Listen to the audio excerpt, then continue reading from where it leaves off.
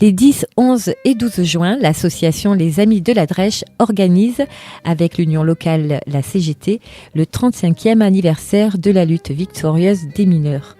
De mai 80 à juin 81 a eu lieu une grève des mineurs contre la fermeture du puits d'Estival, à ce jour la plus longue grève d'Europe.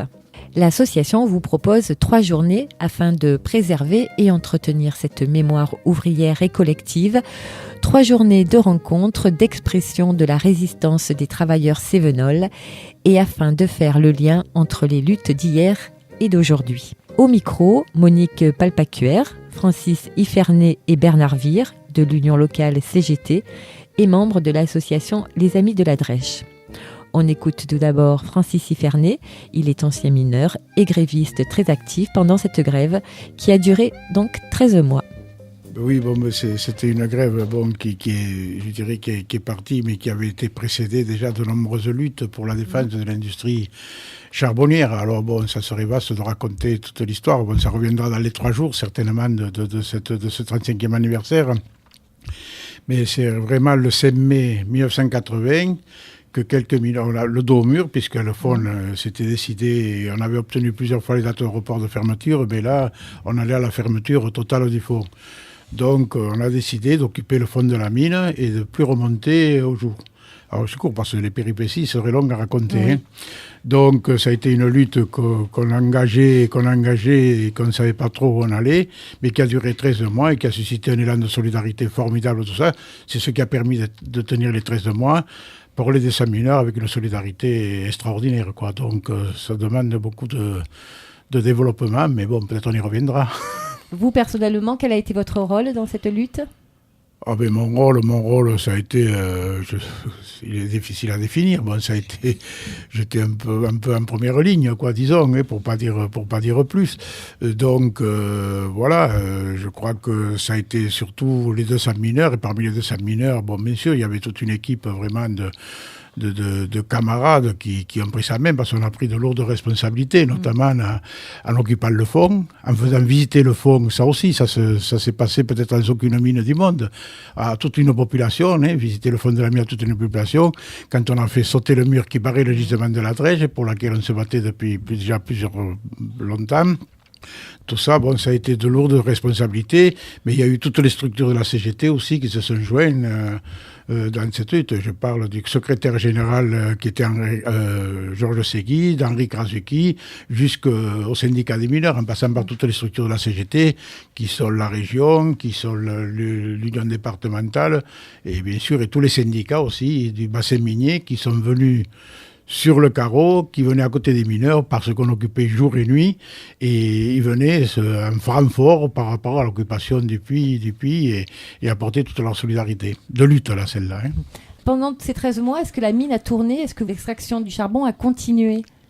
Alors voilà, l'extraction du charbon, officiellement, n'a pas tout. C'est la décision que nous avons prise. Alors là aussi, je vais prendre des raccourcis, parce que le ministre de l'Industrie, Monsieur Giraud, à l'époque, qui était le ministre de l'Industrie, suite à notre lutte, il avait dit qu'on exigeait des travaux de reconnaissance dans le gisement de la Drèche. Il disait, c'est un tas de cailloux.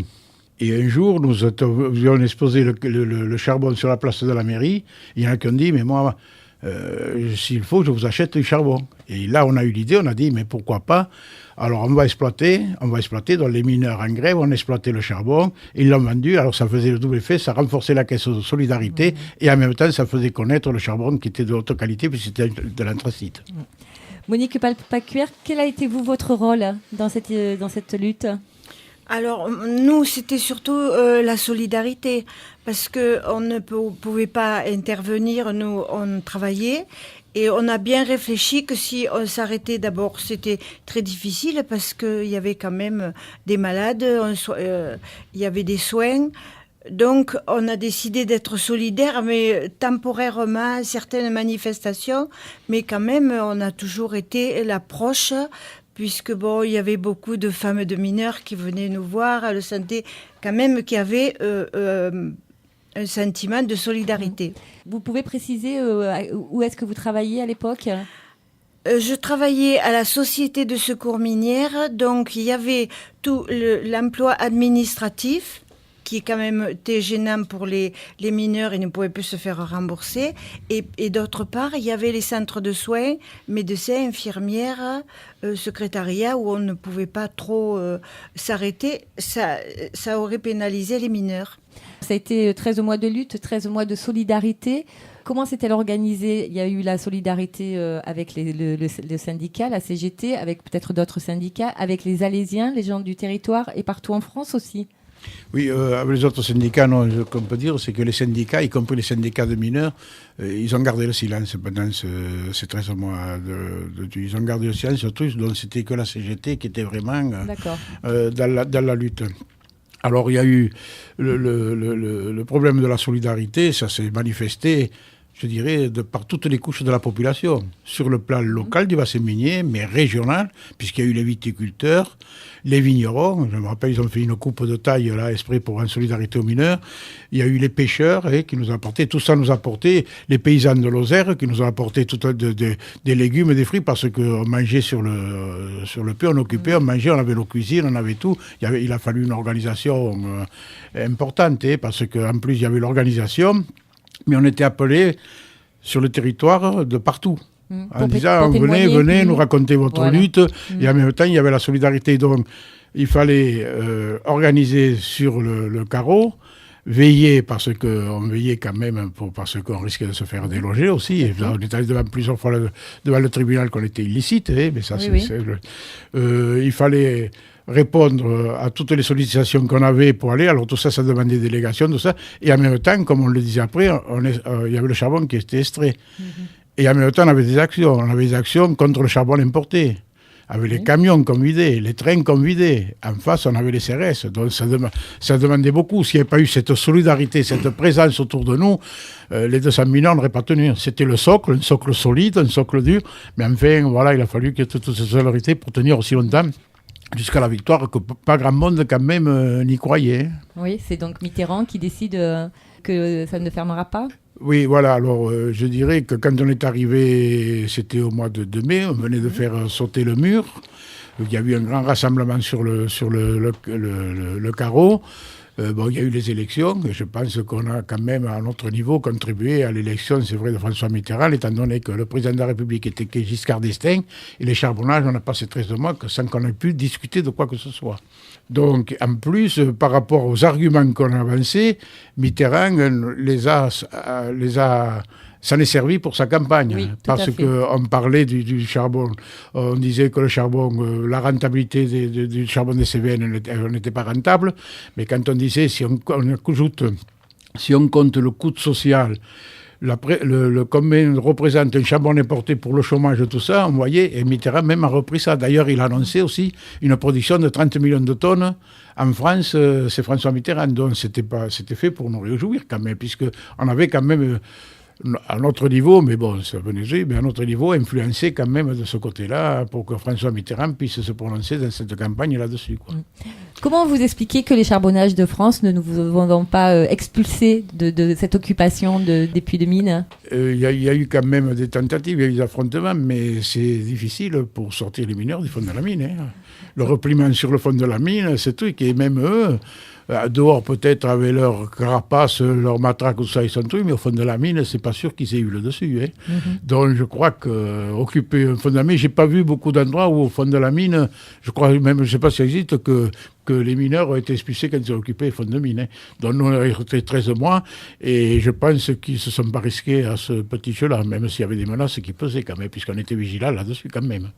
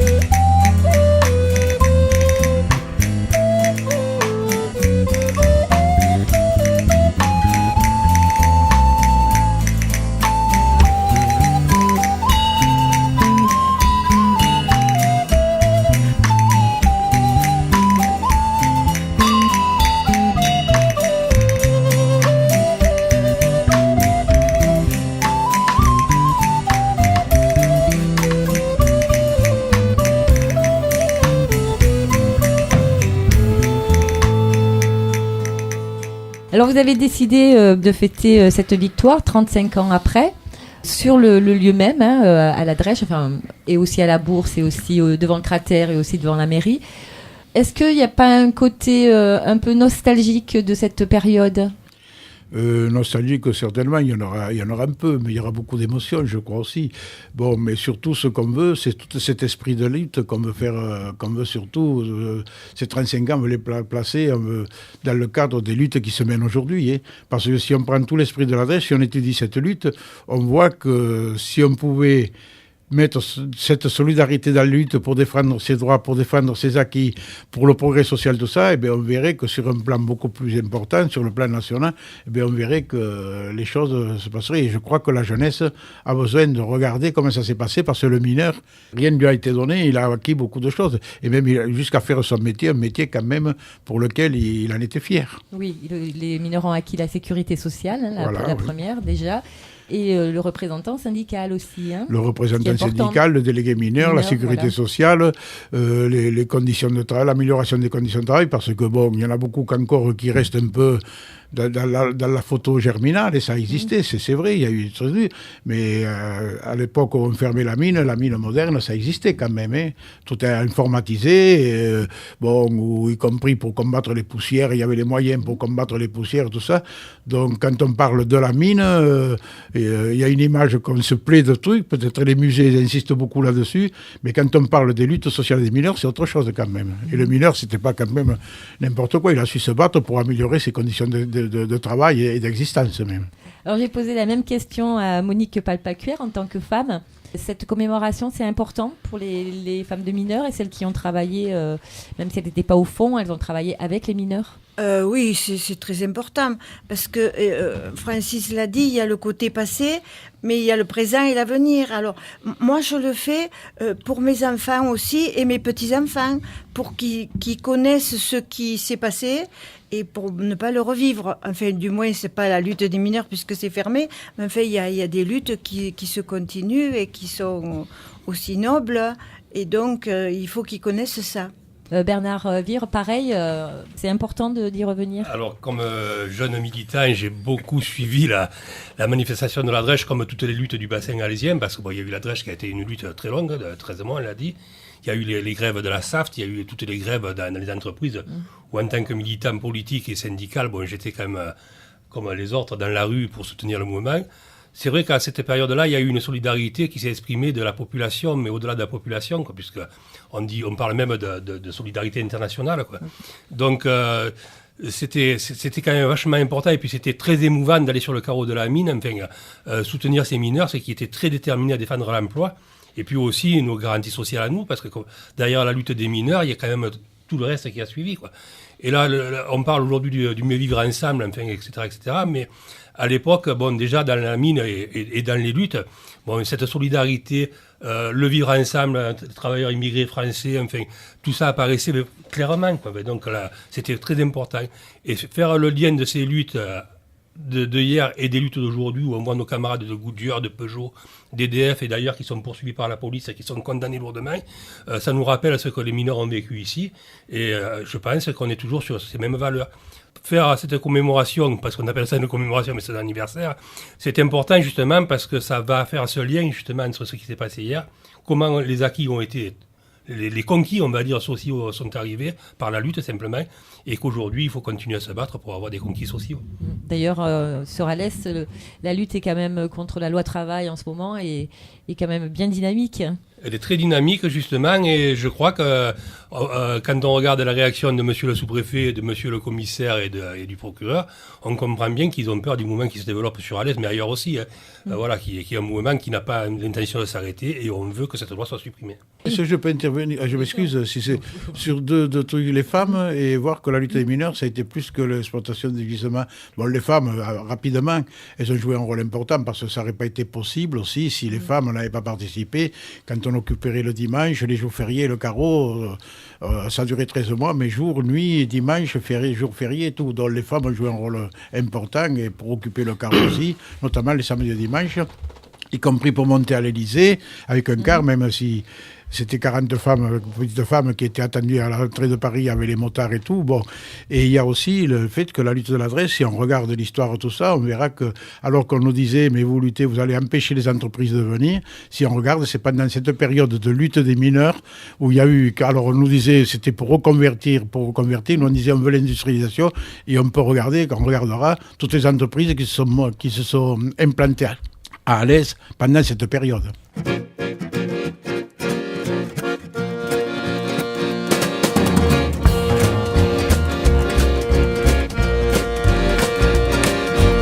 C'était l'époque des yéyés, et à Paris comme à Alger, le week-end c'est sur la piste que la jeunesse danse le twist. La mode est à la taille fine, les blousons noirs portent les jeans, robe à pois bleus et bigoudis, au hit parade Stand By Me. Un voyage autour de la terre, Gagarine s'envoie en l'air. Bien tout chanter son légionnaire, le savait-elle, torsionnaire. Au cinéma des grands boulevards, Psychose et la tulipe noire sont à l'affiche ce mardi aux côtés de West Side Story. Ils se dirigent vers la ville, ils sont venus des bidonvilles, Saint-Denis, Gennevilliers, Nanterre. Enfants, vieillards, famille entière dans leur costume du dimanche, souliers de cuir, chemise blanche. C'était le temps des colonies et la nuit tombait sur Paris. C'était l'époque des yéyés, et à Paris comme à Alger, le week-end c'est sur la piste que la jeunesse danse le twist. En 4 ailes on part en vacances, en que tu gagnes le Tour de France.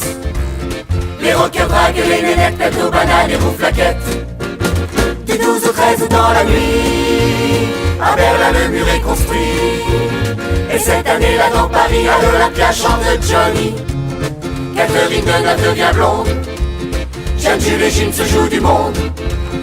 De Gaulle dirige la nation, Léon Ferré chante Aragon. Ils se dirigent vers la ville, ils sont venus des bidonvilles, Saint-Denis, Gennevilliers, Nanterre. Enfants, vieillards, famille entière, et par centaines et par milliers, ils sont venus manifester. C'est au couvre-feu de Papon que sans violence ils disent non. C'était l'époque des yéyés, la capitale est quadrillée, car l'Algérien c'est l'ennemi traqué dans les rues de Paris. Collé au mur dans le métro, main sur la tête ou dans le dos, ils disparaissent dans des cars, les gens détournent le regard. Et la police se déchaîne, les corps sont jetés à la Seine. Dans la cour de la préfecture résonnent les cris, les injures, à coups de crosse dans les dents, au milieu des gémissements, femmes traînées par les cheveux, éclats de rire et coups de feu. Vous écoutez Radio Grille Ouverte, une émission consacrée au 35e anniversaire de la lutte victorieuse des mineurs. On retrouve Bernard Vire pour donc le programme des 3 jours, 10, 11 et 12 juin. Alors, il y a beaucoup d'activités qui sont prévues. Déjà, on a un débat qui est organisé le vendredi au Capitole, salut Capitole. Alors, ça sera un débat, ce sera des rencontres, des débats, enfin, et puis aussi des témoignages sur la lutte à la Drèche, parce que c'est Francis qui fera l'introduction, bien sûr. Après, bon, il y a des intervenants, et à 21h, on organise un cocktail de vin dans la salle du Capitole. La journée importante, si on veut, sur l'aspect militant, sera le samedi 11, où on se retrouvera sur le site d'Estival Fontane. À 9h30, ouverture des expositions permanentes, parce que maintenant, M. Roustan et les services techniques de la mairie ont décidé de faire les travaux, donc il y a déjà une avancée sur le projet de l'exposition. Ça fait longtemps que vous demandez justement à ce que cette exposition soit installée. L'engagement a été pris en 2003-2004 de faire du site lieu de mémoire d'histoire minière. Alors donc là, sur le site, bien sûr, il y aura des débats, bien sûr, des interventions aussi. On accueillera les délégations de travailleurs qui sont en lutte à ce moment. Donc ça va être un peu difficile là-dessus parce que beaucoup de travailleurs sont en lutte. Justement, on a invité des copains au niveau national, mais avec le mouvement social et l'actualité syndicale et la répression syndicale dont sont victimes les camarades, c'est un peu difficile d'avoir certaines délégations. Ça sera ponctué par une fanfare à l'écantaille qui chante des chants de lutte, et la fanfare à Coriandre, qui est connue sur le bassin, qui chante en occitan et aussi des chansons de lutte. À 12h, il y aura un apéro et une petite restauration sur le site. Après, on partira vers 14h30 sur la Bourse du Travail. Et de la Bourse du Travail, on fera un départ en fanfare, une déambulation en direction du parvis du théâtre, à place Pablo Neruda. Tribunal. Oui, tribunal, mais moi je préfère dire place Pablo Neruda. Ah oui, c'est à côté, ça se touche.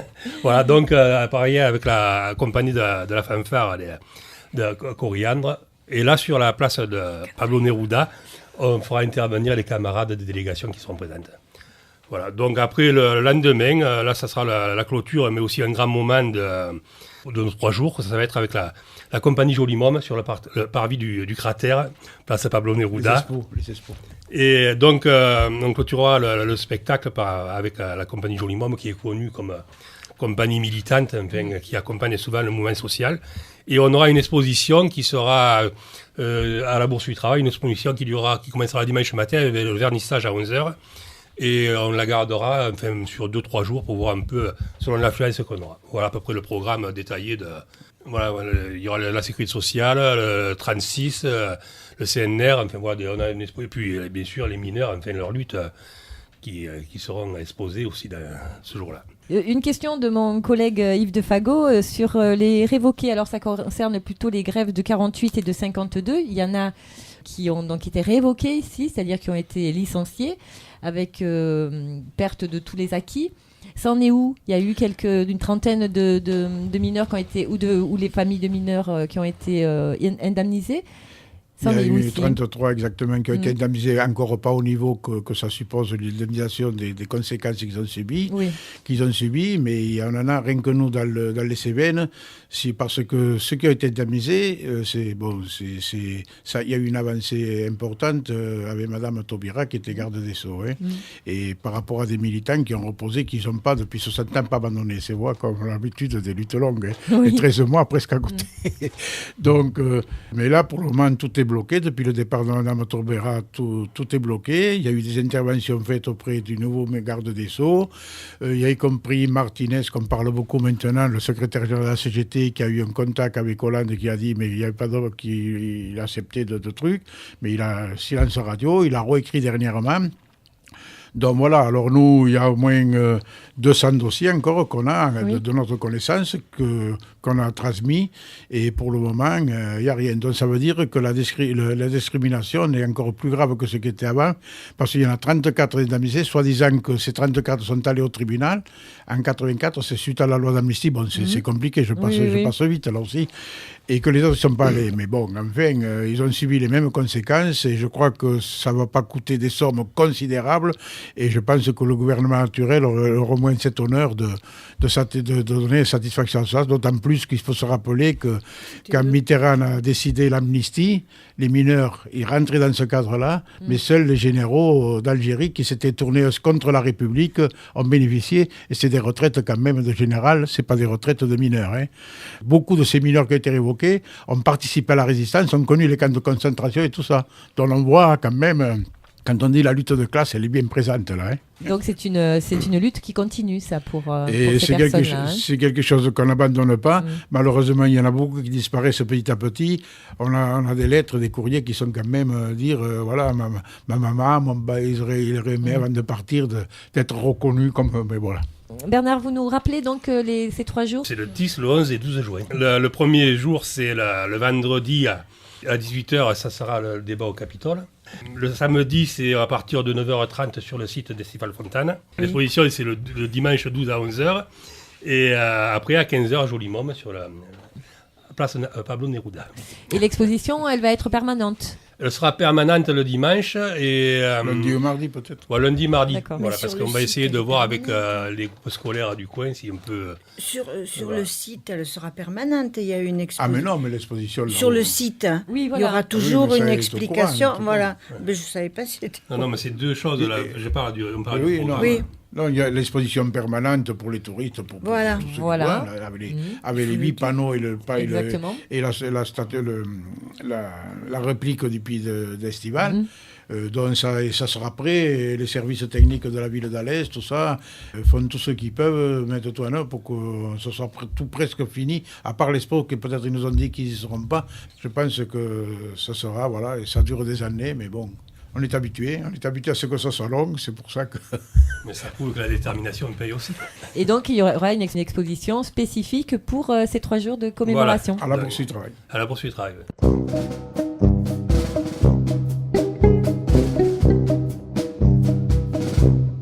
Merci à Monique Palpacuer, Francis Hivernet et Bernard Vire de l'Union locale CGT d'Alès et membre de l'association Les Amis de la Drèche. Crie ouverte qui est partenaire de cette manifestation vous donne donc rendez-vous les 10, 11 et 12 juin pour le 35e anniversaire de la lutte victorieuse des mineurs.